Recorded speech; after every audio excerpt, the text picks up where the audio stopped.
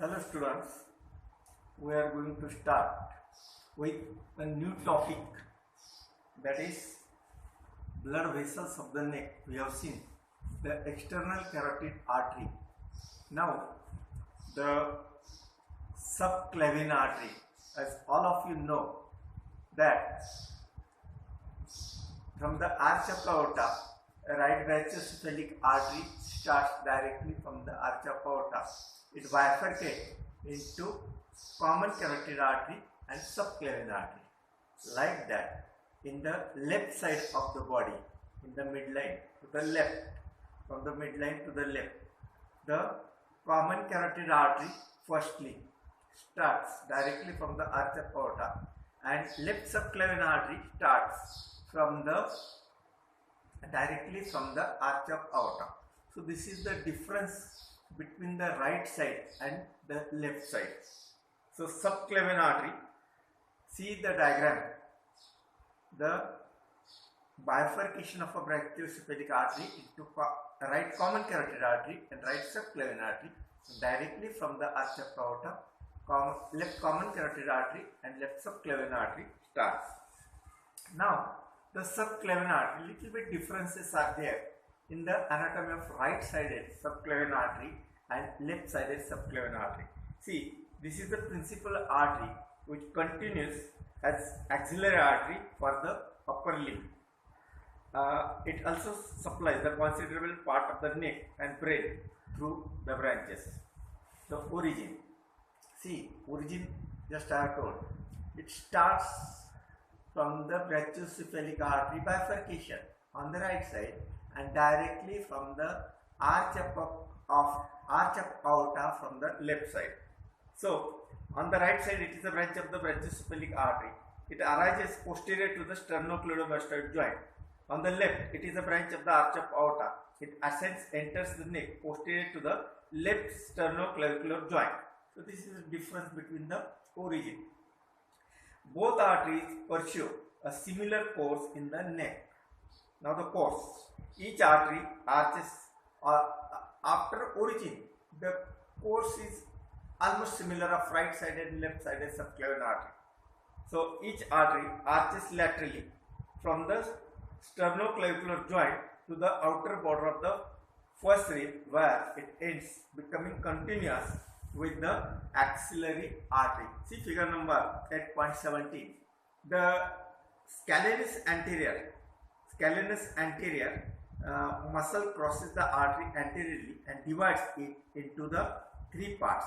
The first part is medial and the second part is posterior and the third part lateral to the scalenus anterior. So the scalenus anterior divides the subclavian artery into proximal, middle and distal, or first part, second part and third part. See in the diagram also.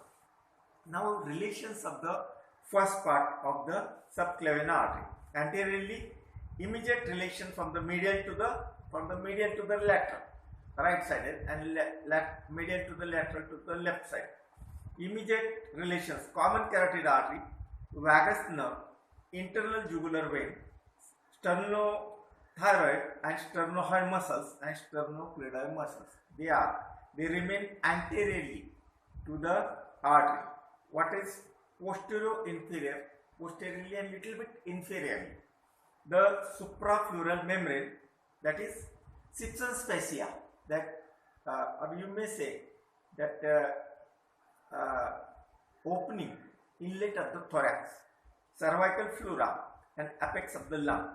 The diagram number 8.18 shows the posterior relation. Now relations of the second part.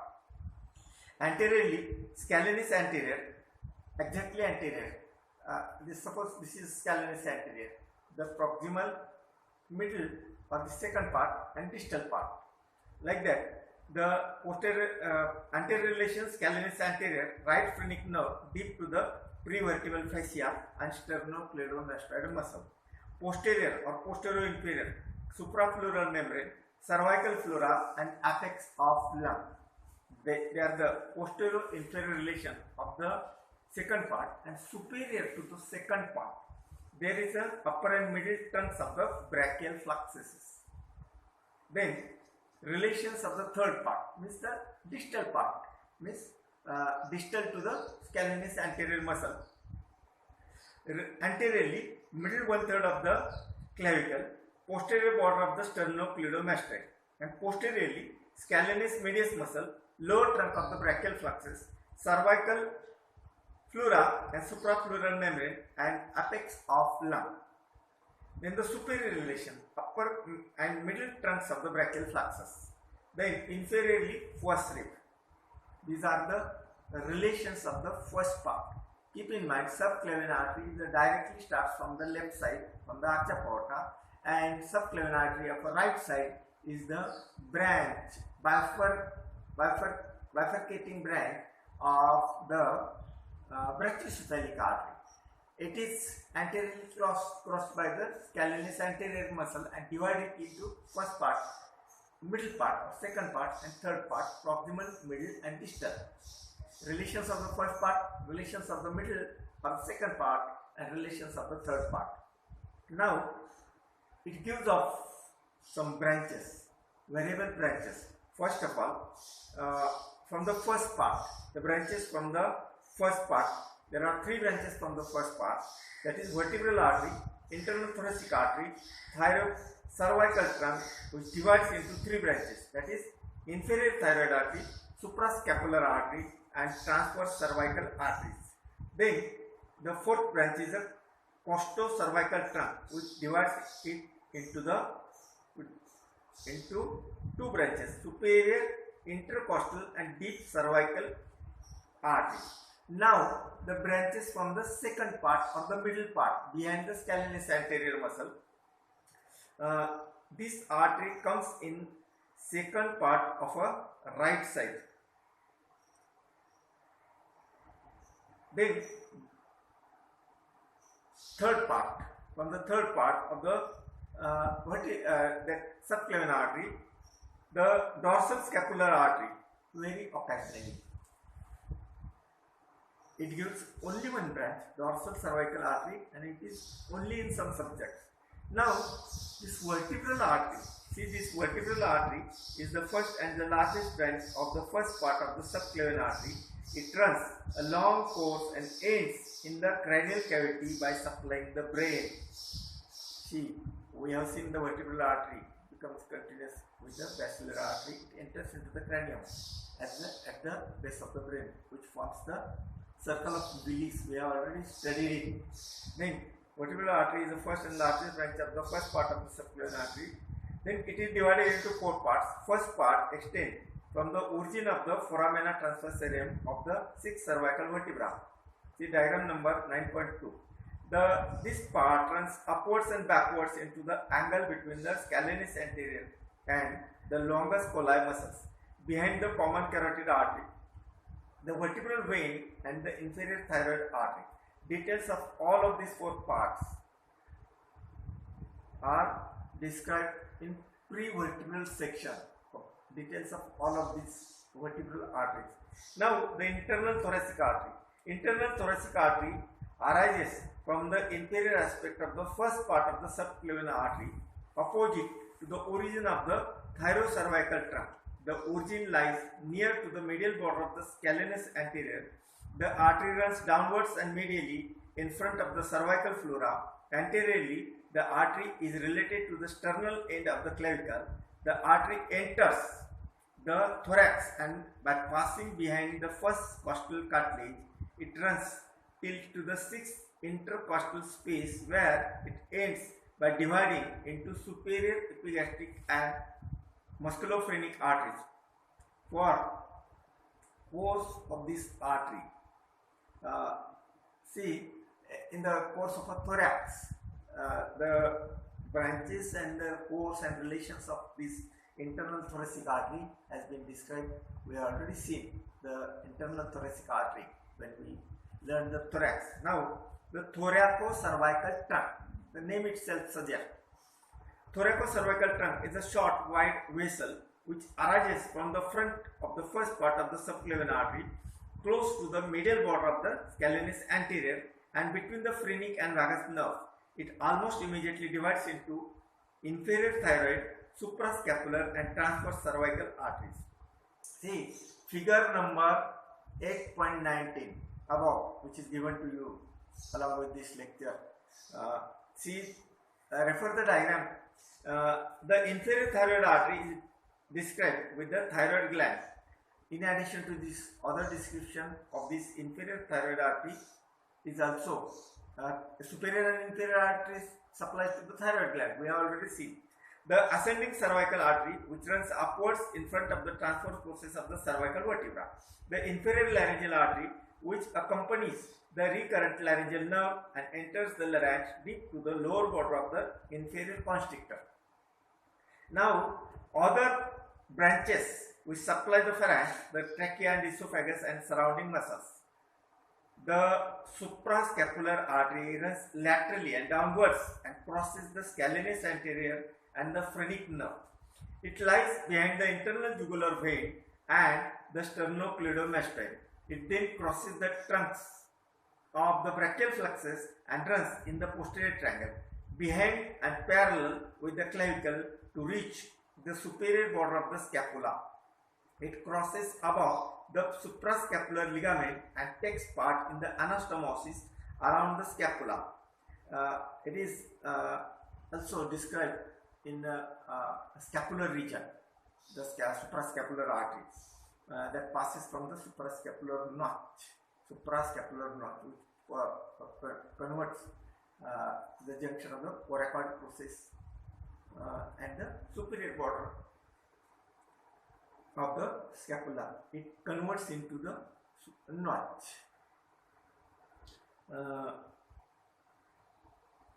It crosses above the suprascapular ligament and takes part in the anastomosis around the scapula. Then the transverse cervical artery runs laterally above the suprascapular artery. It crosses the scalenus anterior and phrenic nerve, passing behind the internal jugular vein and the sternocleidomastoid.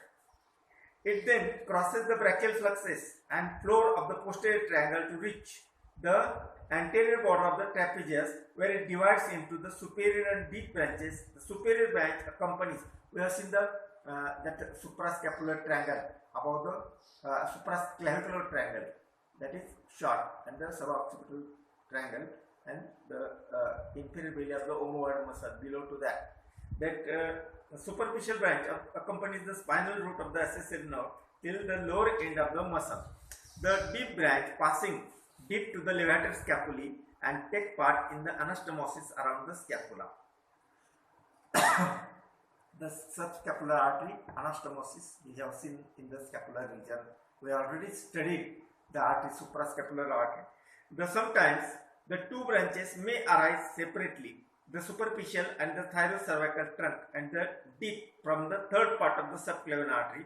Then these are named as the superficial cervical dorsal scapular arteries.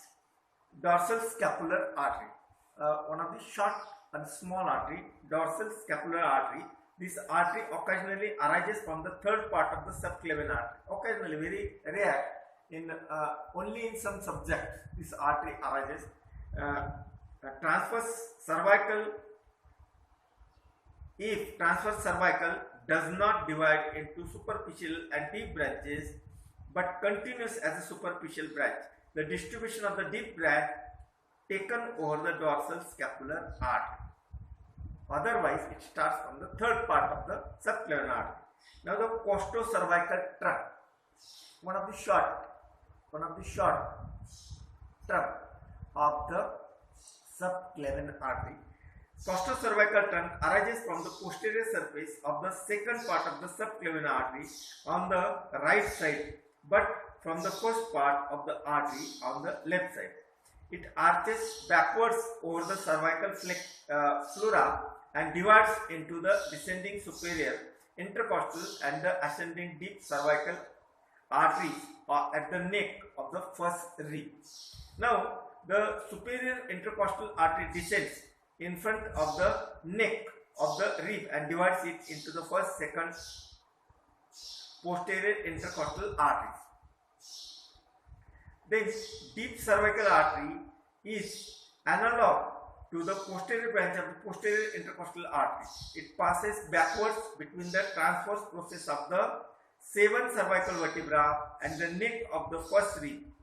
It then ascends between the semispinalis capitis and the cervicis muscle up to the axis vertebra. It anastomosis with the occipital and vertebral artery.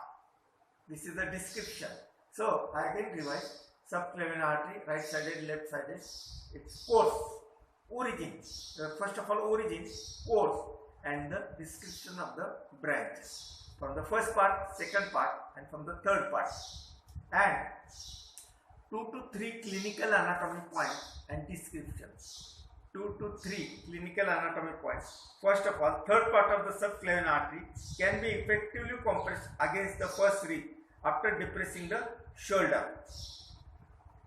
The pressure is applied downwards, backwards, and medially in the angle between the sternocleidomastoid and the glande. So you can palpate the artery and you can get the pulsations also. The cervical rib may compress the subclavian artery, diminishing the radial pulse.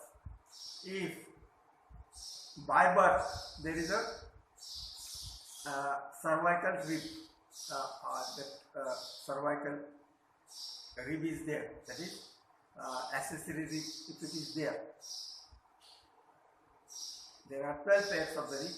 If one more pair, about the first rib, that is called as the cervical rib.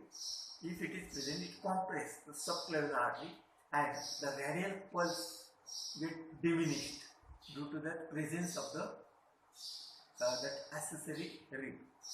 Now, the right subclavian artery may arise from the descending thoracic aorta. In that case, it passes posterior to the esophagus, which may be compressed, and the condition is known as a dysphagia lesionia. See, arch of aorta, brachiocephalic artery divides into common carotid and subclavian. If this subclavian artery, rather than originating from the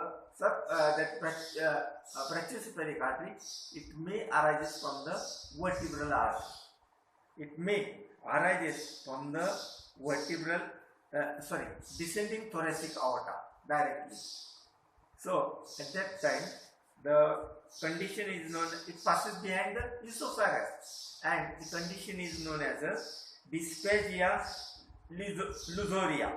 Now, an aneurysm may form in the third part of the subclavian artery. Its pressure on the brachial plexus causes pain, weakness, and numbness in the upper limb. Aneurysm, that means generally the artery is like a vessel or like a pipe. If there is they get elongated, irregular, and tortuous, like there is a formation of a balloon-like structure called as an aneurysm of the artery. Suppose from in the third part of the axillary artery, subclavian artery gets aneurized, it will pressurize the nerves of the brachial plexus and upper extremity.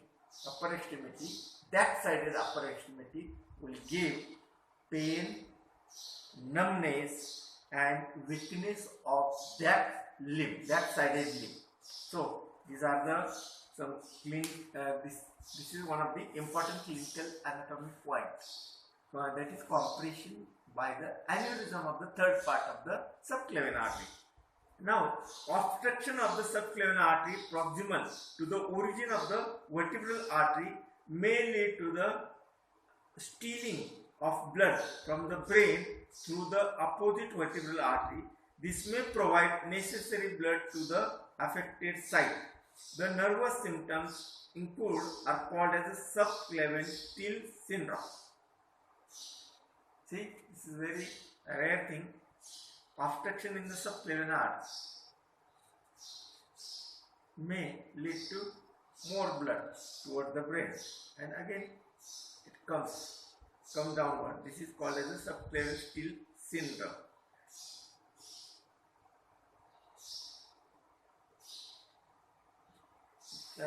See the diagrams the subclavian-Steele syndrome. See the subclavian-Steele syndrome.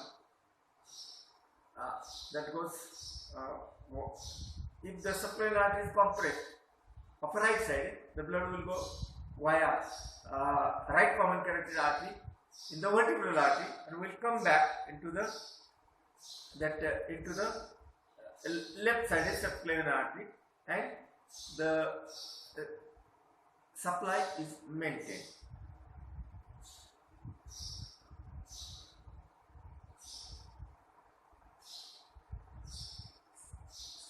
Then if there is accessory rib, diagram number 8.21c, in which the accessory rib compress the brachial plexus nerve, and that will produce weakness, numbness and pain in that sided limb. Then diagram number 8.20, which is given to you, they are the branches of the right subclavian artery. Then 8.90, branches of the subclavian artery. Note that the branches actually arises from the different levels but are shown in one level schematically. See the course of origin of the subclavian artery of a right sided. Then course of a subclavian artery and common carotid artery of right side and left side, diagram number 8.17, and diagram number 8.18, the schematic transverse section through the lower part of the neck to show the relations of the left subclavian artery. This is about the subclavian artery. See little bit, the levels are shown in same, but they are not in one level, the branches. Then the internal carotid artery, we have seen in the last lecture the external carotid artery. Now the internal carotid artery. Internal carotid artery is one of the terminal branches of the common carotid artery. Both of them, the common carotid artery and internal jugular vein and internal and external carotid artery, they are covered by a sheath called as a carotid sheath in the carotid triangle. That internal carotid artery arises in the carotid triangle, in the anterior triangles of the neck, where you will get the pulsations. If you are cautious, if you are keen to observe the carotid pulsation, you will get the that is nothing but the carotid pulsations and internal carotid artery pulsation. Now, the internal carotid artery is one of the two terminal branches of the common carotid artery. It begins at the level of the upper border of the thyroid cartilage and opposite to the disc between the third and fourth cervical vertebra. Same relation of a external carotid artery. Then it ends inside the cranial cavity by supplying the brain. This is the principal artery of the brain and the eye. It also supplies the related bones and the meninges. For the convenience of the students' anatomy surgery, the description of the course of the artery is divided into four parts: cervical part, petrous part, cavernous part and cerebral part. The cervical part is in the neck, petrous part within the petrous part of the temporal bone, cavernous part within the cavernous sinuses around the brain. Then the cerebral part in relation with the base of the brain, that is at the circle of Willis. We have already studied the circle of Willis at the base of the brain, the vertebral artery, basilar artery, internal carotid artery. How it anastomoses or makes a circle to supply the structures of the brain. Now, first and the important is the cervical part. This cervical part ascends vertically in the neck from its origin to the base of the skull to reach the lower end of the carotid canal. This part is enclosed in the carotid sheath within the internal jugular vein and the vagus nerve. No branches arises from the internal carotid artery in the neck. This is very important. In the initial part, usually shows a dilatation What is that dilatation? You have already learnt in the physiology, that is carotid sinus. It is important for the rhythmicity of the heart to give impulse, the carotid sinus, which acts as a baroreceptor. The lower part of the artery in the carotid triangle is comparatively superficial. In the upper part, above the posterior villi of the digastric, is deep to the parotid gland and styloid apparatus and many other structures. Now the relations of the cervical part. In the carotid triangle, anterior border of the sternocleidomastoid, we already studied the carotid triangle at anterior border of the sternocleidomastoid, that crosses. Anterior border of the sternocleidomastoid, external carotid artery is anterior medial to the internal carotid artery. Above the carotid triangle, posterior villi of the digastric, the superior posterior villi of the digastric, posterior villi and anterior villi of the digastric from the higher bone. Above the carotid triangle, posterior villi of the digastric, styloid, stylopharyngeus, styloid process, parotid gland with the structures inside the parotid gland. Now what is there to the posterior to the internal carotid artery? Superficial cervical ganglia in the cervical part, carotid sheath, the glossopharyngeal and vagus, accessory and hypoglossal nerves at the base of the skull. These four cranial nerves remain posterior to the first part in the cervical part of the internal carotid artery. Medially, there is a pharynx, external carotid and anterior medial treat below the parotid. Now laterally, the internal jugular vein and temporomandibular joint at the base of the skull. See diagram number 8.24 will suggest to you, will give all the information. Now the second part. A 2 marks question may be asked, what are the various parts of the internal carotid artery? Cervical part, petrous part and cavernous part, and the internal cerebral part of the internal carotid artery. Now the petrous part of the internal carotid artery, that is inside the temporal bone, in the petrous part of the temporal bone. In the carotid canal, the artery first runs upwards and then turns forwards and medially at a right angle. It emerges at the apex of the petrous temporal bone in the posterior wall of the foramen lacerium, where it runs upwards and medially. Relations: the artery is surrounded by venous and sympathetic plexuses. It is related to the middle ear and the cochlea, posterior superiorly, the auditory tube and the tensor tympani, the muscle in the middle ear cavity, and the trigeminal ganglia, that is, it remains superficially. See diagram number 12.14. Then the branches of the petrous part of the internal carotid artery, cortico-tympanic branches enter the middle ear and anastomose with the anterior and posterior tympanic arch. Pterygoid branch, small and inconstant, enters the pterygoid canal with the nerve, and that canal anastomoses with the greater palatine artery. Now, third and fourth, generally from the fourth, no branches arise very occasionally. The third part is the cavernous part. Cervical part, petrous part, cavernous part and the cerebral part. These are the four parts of the internal carotid artery. The cavernous part runs in the cavernous sinus.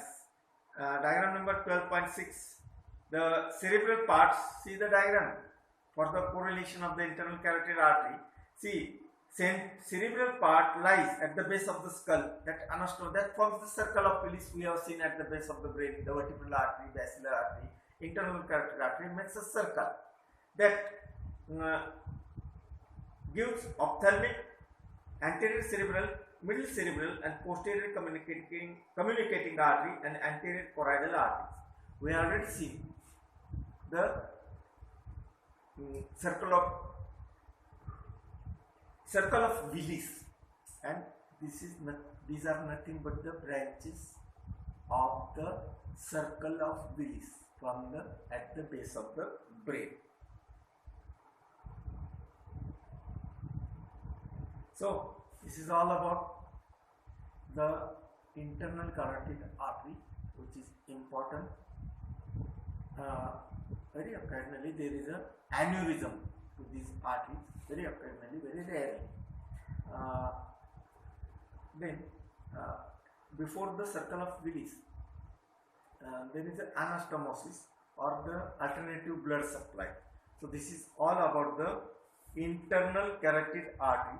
Now the subclavian vein, as all of you know, see the diagram number 8.25 will describe all the three important veins in the neck, or that forms the superior vena cava and inferior vena cava. Vena cava lastly opens into the right atrium, superior and inferior vena cava. Before to that, three veins in the neck, they opens into this superior vein. First is the subclavian vein. See diagram number 8.25. It is a continuation of the axillary vein. It begins at the out. You have to refer the diagram 8.24 for this, which is given above. It is a continuation of the axillary vein. It begins at the outer border of the first rib and ends. See, the veins should be studied from the distal toward the heart. So it begins at the outer border of the rib and ends at the medial border of the scalenus anterior by joining the internal jugular vein to form the brachiocephalic vein. It lies in front of the subclavian artery, the scalenus anterior and the right phrenic nerve, behind the clavicle and the subclavius, above the first rib and the flora. Its tributaries, like the branches of arteries, there are tributaries of the vein. The external jugular vein, the dorsal scapular vein and the thoracic duct at the left side. The right lymphatic duct on the right side. Now the internal jugular vein. See the diagram, 8 point above diagram to refer the internal jugular vein. It is the direct continuation of the sigmoid sinus. It begins at the jugular foramen and ends behind the sternal end of the clavicle by joining the subclavian vein to form the brachiocephalic vein. The origin is marked by a dilatation to superior bulb, which lies in the jugular fossa of a temporal bone beneath the floor of the middle ear cavity.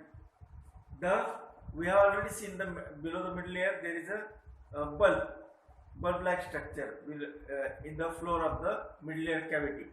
Beneath the floor of the middle ear cavity, the termination of the vein is marked by inferior bulb which lies beneath the lesser supraclavicular fossa. Now the relations. What are the superficial relations? The superficial sternocleidomastoid, posterior villi of the digastric, superior villi of the omoid, parotid gland, styloid process, and the internal carotid artery and glossopharyngeal nerve, vagus nerve, accessory nerve, and hypoglossal nerve at the base of the skull. What are there to the posteriorly? Transverse process of the atlas, the first cervical vertebra. Its transverse process. Actually, atlas is like a ring. It has no transverse, very small transverse process. The lateral ends of that ring, atlas vertebra, cervical plexus, scalenus plexus, then the scalenus anterior, first part of the subclavian artery. What is there to the medial side of the internal jugular vein? Internal carotid artery, common carotid artery, and vagus nerve. Now, what are the tributaries of the internal jugular vein? Inferior petrosal sinus, common facial vein, lingual vein, pharyngeal vein, and superior thyroid vein, middle thyroid vein. These are the tributaries. One may ask, tomorrow's question may be, what are the tributaries of the internal jugular vein? What are the tributaries of the subclavian vein? Mentioning it two tributaries. Then the thoracic duct opens into the angle of union between the left internal jugular vein and the left subclavian vein. The right lymphatic duct opens into similarly on the right side. See diagram number 8. All the lymphatics of the upper extremity, all the lymphatics of the upper extremity and that of the head, lastly all face and head, that opens into the right lymphatic duct. And in case of left side, all the parts lymphatics of the thorax, abdomen and lower limb and left side lastly opens into the left subclavian vein. So this thoracic duct opens into the union between the left and internal jugular vein and the left subclavian vein. See the diagram.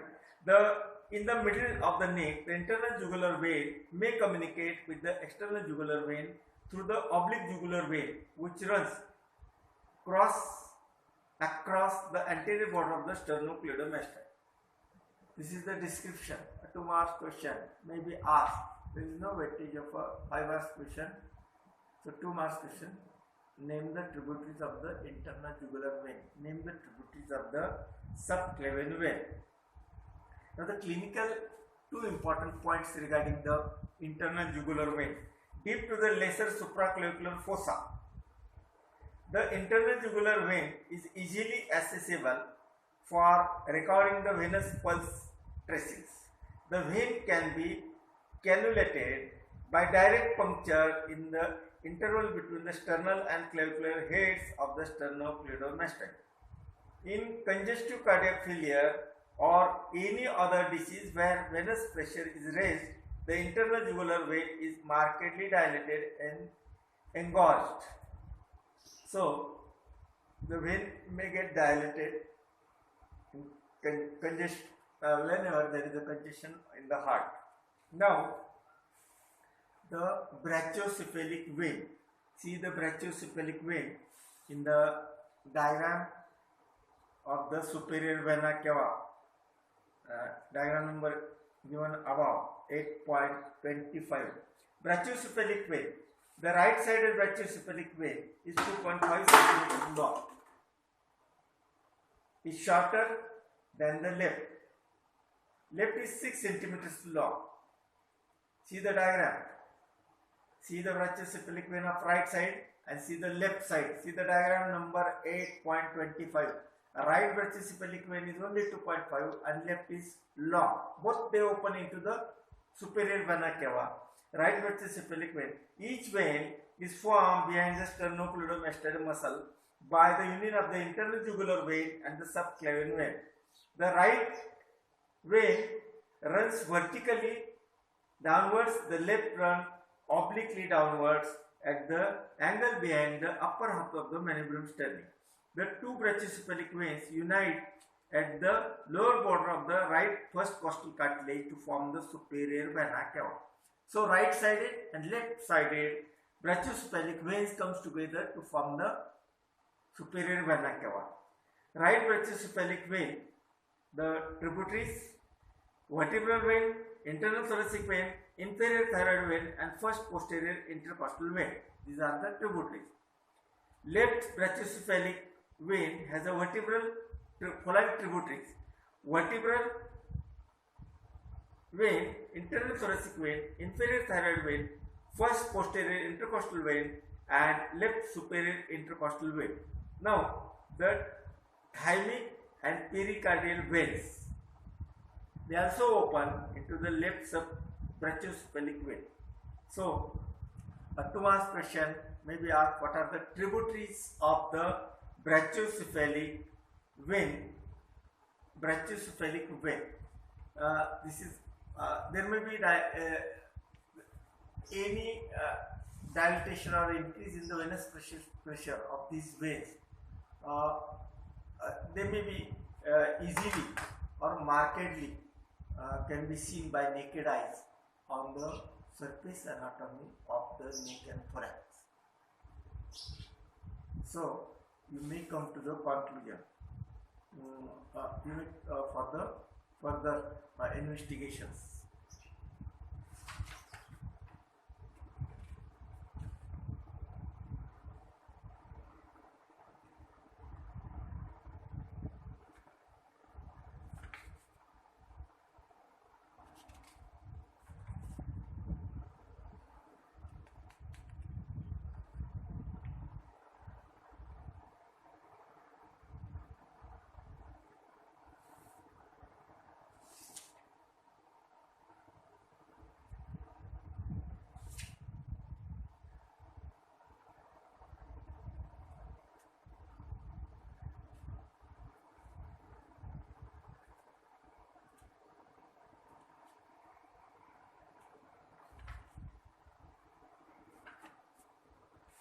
A revision of along with this, a revision of this, some of the 2 marks question.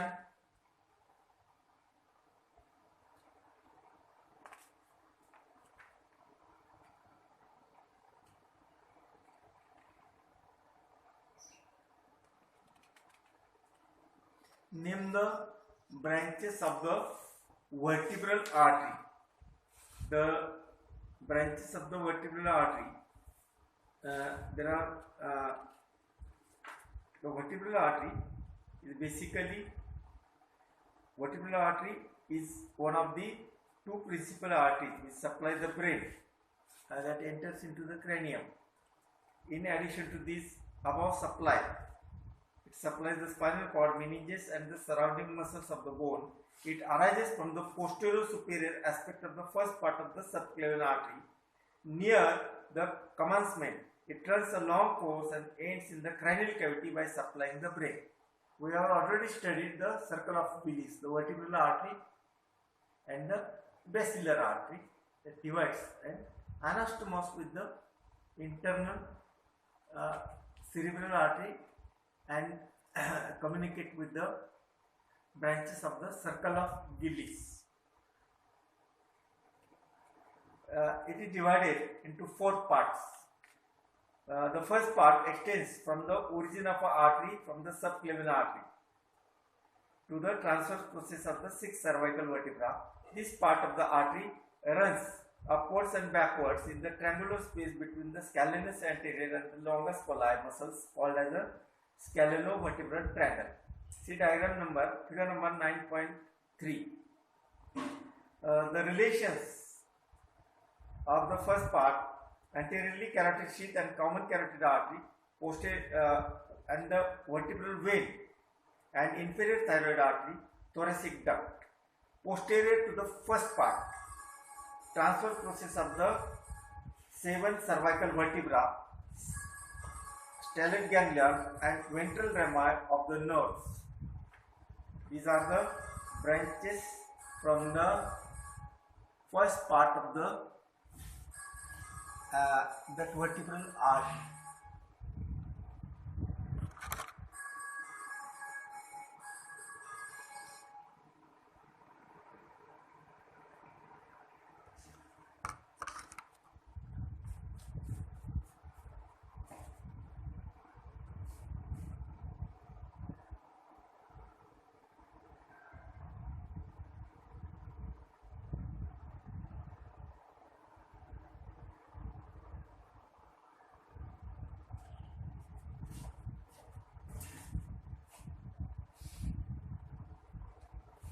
Now, scalenovertebral triangle, one of the rare names that you must have studied. The triangle is present at the root of the neck. See, scalenovertebral triangle. This triangle, the boundaries of triangle. See in the triangle, scalenovertebral triangle, medial to the lower oblique part of the longus colli muscles of the back. Then lateral scalene anterior, apex transverse process of the cervical 6 vertebra, and base is the first part of the subclavian artery. Posterior wall, transverse process of the 7 cervical vertebra, then the ventral ramus of the 8 cervical nerve and neck of the first rib and the cupula of pleury. The contents of this scalenovertebral triangle. Mention any two contents of this 2 mark question may be asked. The content, first part of the vertebral artery, cervical part of the sympathetic trunk, that is given in diagram number 9.5. Now the second part of the vertebral artery. First part we have seen. Now the second part of the vertebral artery. The second part of the vertebral artery runs through the foramina transversaria of a 6 cervical vertebra. Its course is vertically up to the axis vertebra. It then runs upwards and laterally to reach to the foramina transversarium of the atlas vertebra. Relations: the ventral rami of 2nd and 6th cervical nerves lies posterior to the vertebral artery. The artery accompanied by the venous plexuses and a large branch from the stellate ganglia. Figure number 8.26 we have seen in the previous lecture. The third part of the vertebral artery. Third part lies in the suboccipital triangle emerging from the foramina transversarium of the atlas. The artery winds medially around the posterior aspect of the lateral mass of atlas. It runs medially lying on the posterior arch of the bone and enters the vertebral canal by passing deep to the lower arched margin of posterior atlanto-occipital membrane. Now the relations of the second part. Anteriorly, lateral mass of atlas. Posteriorly, semispinalis capitis, muscles of the back. Then laterally, again rectus capitis lateralis, that is muscles of back, and medially ventral ramus of first cervical nerve. What is there inferior to the third part of the vertebral artery? Dorsal ramus of the cervical nerve and the posterior arch of the atlas. Now the fourth part of the vertebral artery. The fourth part extends from the posterior atlanto-occipital membrane to the lower border of the pons. In the vertebral canal, it pierces the dura and the arachnoid matter and ascends in front of the roots of the hypoglossal nerve. As it ascends, it gradually inclines medially to reach the front of the medulla at the lower border of the pons. It unites with its fellow of the opposite side to form the basilar artery. We have seen in the circle of Willis with the basilar artery, the vertebral artery with the basilar artery. Then the branches of the vertebral artery from the first part do not give any branch. Second, the cervical branches are spinal branches from the second part enters the vertebral canal through the intervertebral foramen and supply the spinal cord and meninges and the vertebrae. Muscular branches arises from the third part and supply the suboccipital tract. The arteries arises from the fourth part. Meningeal branches, posterior spinal artery, the anterior spinal artery, the posterior inferior cerebellar artery and the medullary arteries. They are already described anywhere. The development of the vertebral artery. Basically, development is not there in your syllabus. So, these different parts of the vertebral artery develop in the first part developed from the dorsal division of the 7th cervical intersegmental artery. Second part developed from the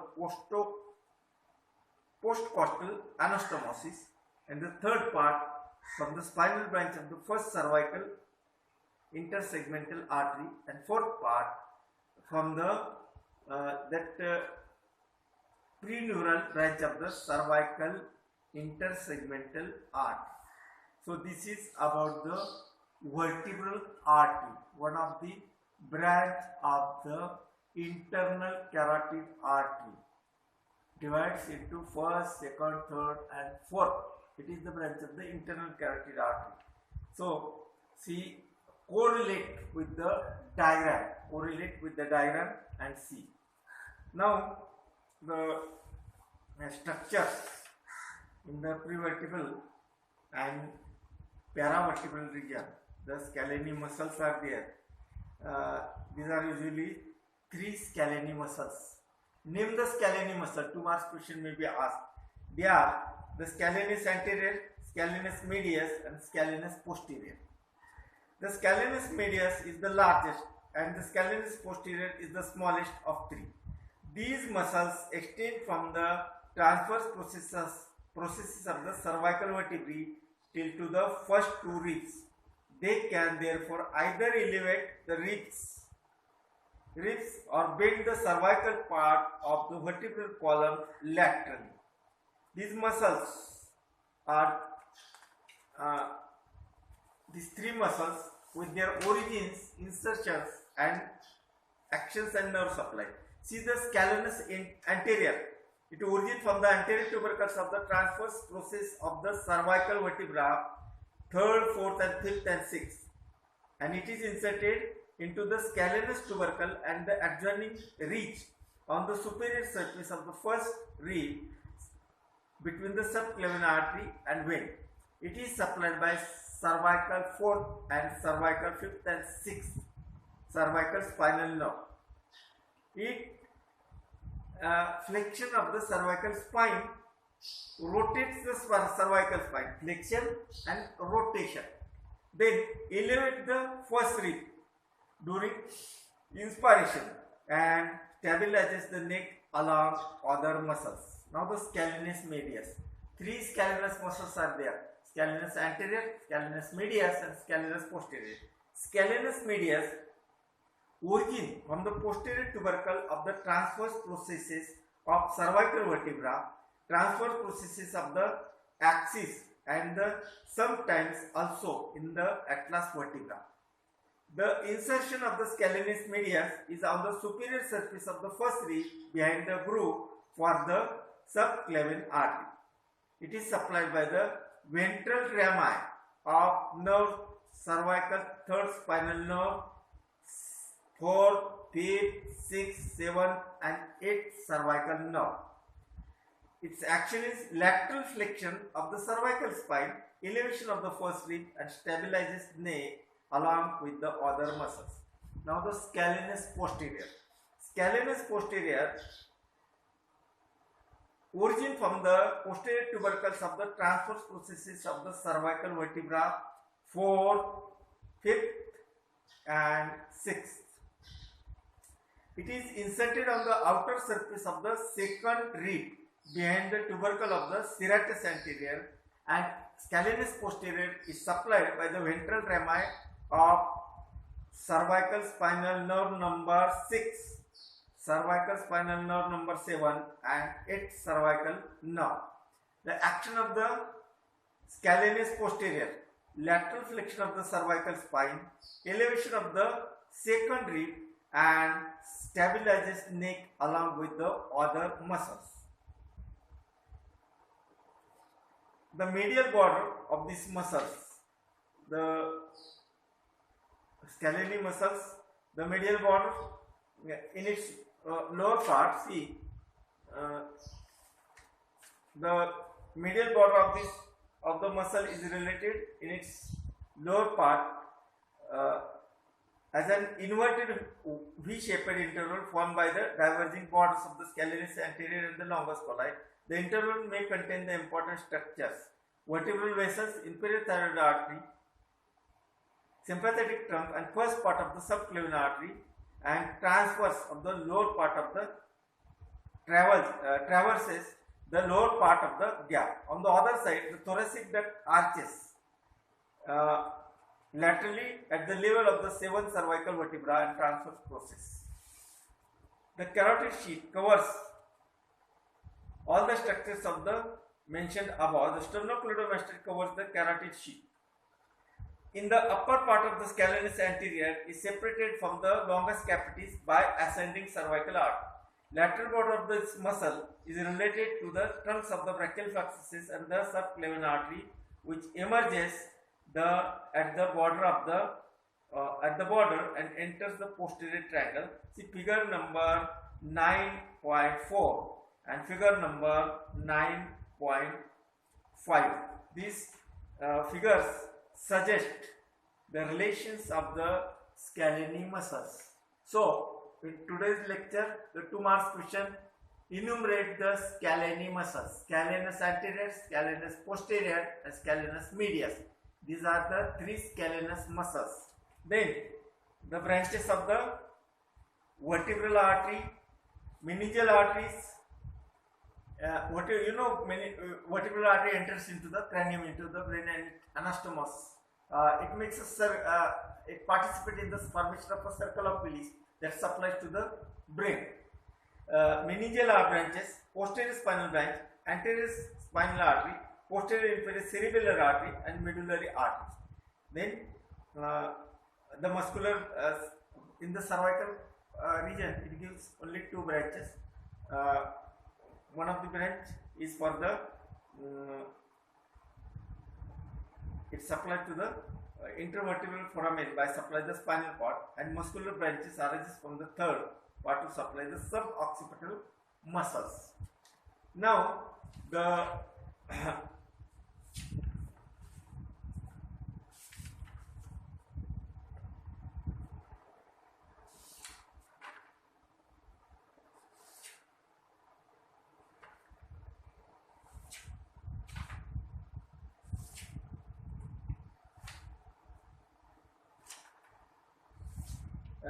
tributaries of the internal jugular vein. Tributaries of the subclavian vein is the external jugular vein, dorsal scapular vein, thoracic duct on left side, and right lymphatic duct on the right side. That is tributaries of the subclavian vein. Now the tributaries of the internal jugular vein: inferior petrosal, common facial vein, lingual vein, pharyngeal vein, superior thyroid vein, and middle thyroid vein. Now the branches of the brachiocephalic vein: right brachiocephalic vein, vertebral vein, internal thoracic vein, inferior thyroid vein, and first posterior intercostal vein. From the left, vertebral vein. From the tributaries of the left brachiocephalic vein are around 6: vertebral vein, internal thoracic vein, inferior thyroid vein, and first posterior intercostal vein, left superior intercostal, and that is thymic and pericardial veins are the tributaries of the brachiocephalic vein.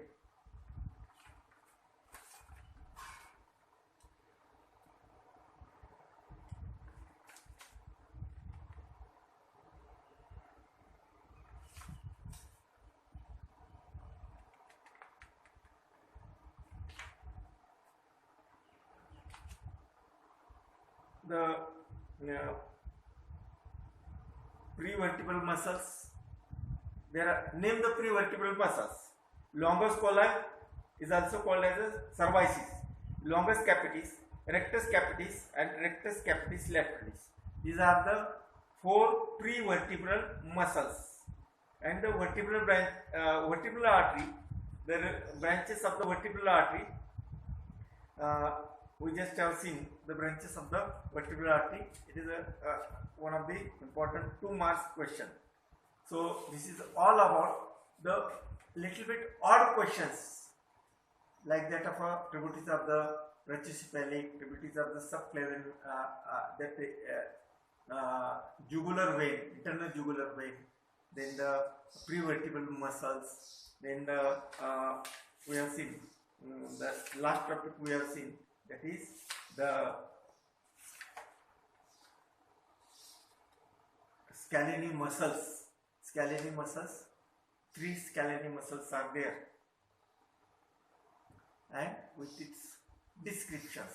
So this is you have to refer the diagrams for the better understanding.